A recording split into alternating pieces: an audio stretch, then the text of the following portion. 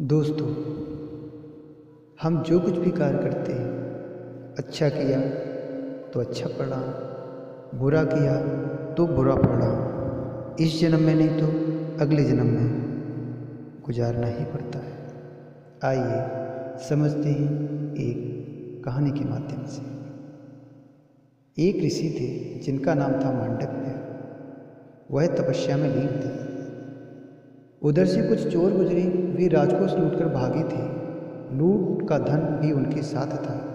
राजा के सिपाही उनका पीछा कर रहे थे। चोरों ने लूट का धन ऋषि की कुटिया में छुपा दिया और स्वयं भाग गए ताकि सिपाही उन्हें न पकड़ पाए। सिपाही जब वहां पहुंचे तो चोरों की तलाश में कुटिया के भीतर गए। चोर तो नहीं मिला, पर वहां रखा धन उन्हें मिल गया। सिपाही ने सोचा कि निश्चित ही बाहर जो व्यक्ति बैठा है वही चोर है। स्वयं को बचाने के लिए साधु का वेश बनाया, तपस्या का ढोंग किया। वह वहाँ पर बैठा है।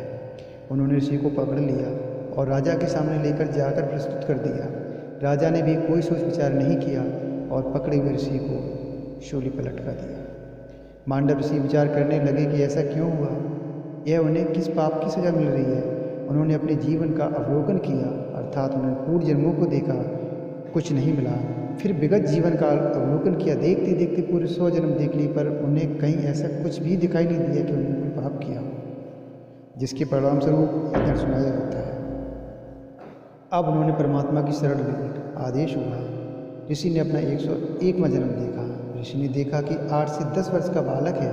उसके हाथ में एक कीट को पकड़ रखा है, दूसरे हाथ में एक कांटा है। बालक कीट को वह कांटा चुभाता है तो कीट तड़पता है और बालक खुश हो रहा है। कीट को पीड़ा हो रही है और बालक का खेल हो रहा है। ऋषि समझ गए कि वह बालक नहीं, मैं ही था।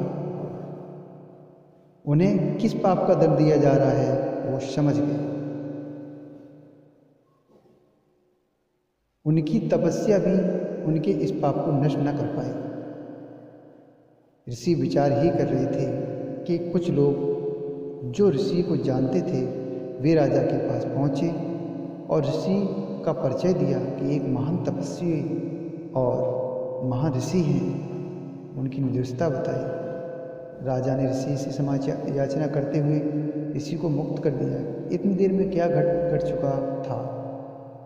भगवान का न्याय कितना निष्पक्ष है, कितना सूक्ष्म है, इसे तो ऋषि ही समझ रहे थे। मन ही मन उस कीट से क्षमा याचना करते हुए वे पुनः अपनी तपस्या में लीन हो गए। दोस्तों, इस कहानी से हमें यही सीख मिलती है कि हम अच्छा करें या बुरा, हमें उसका फल तो भोगना ही पड़ता है। अच्छा करते तो अच्छा फल मिलता है, बुरा करते तो बुरा फल मिलता है, चाहे इस जन्म में नहीं तो अगले जन्म में से। इसीलिए हम जो कर्म करें सोच विचार करके हुए अध्यात्म के अनुसार करें। दोस्तों, अगर आपको यह कहानी अच्छी लगे तो कृपया कमेंट और लाइक जरूर करें। धन्यवाद। श्री राधे।